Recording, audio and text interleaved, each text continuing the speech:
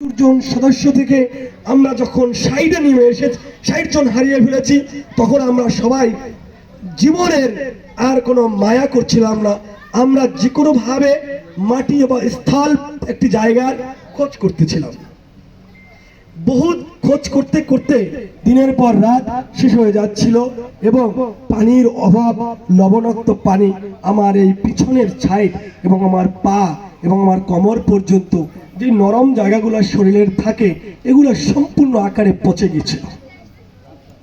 পচার গন্ধে এক একজনের শরীর পচার গন্ধ, এবং আমরা সমুদ্র মহাসাগরে মৃত্যুর জন্য প্রত্যেকটি ঘন্টায় ঘন্টায় একটু পর পর মৃত্যুর পর আমরা সেই লাশগুলো আমাদের নৌকা থেকে ফেলে দিই। আমরা তখন মাত্র 7 জন আমরা সহযোদ্ধা বেঁচে ছিলাম। 71 জন সহযোদ্ধা এই আমাদের নৌকা থেকে হারিয়ে ফেলি।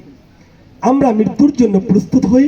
আমার বন্ধু কাজী আলী স্বপন, মঠবাড়িয়ার কৃতি সন্তান পিরিজপুর, আর এক বন্ধু শহীদুল ইসলাম, চরমনাই বুকাইনগর বাড়ি, কোরআনে হাফেজ ছিলেন।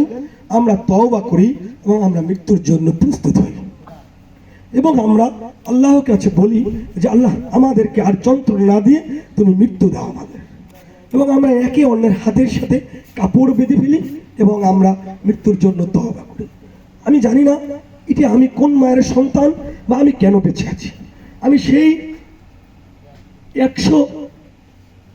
সেই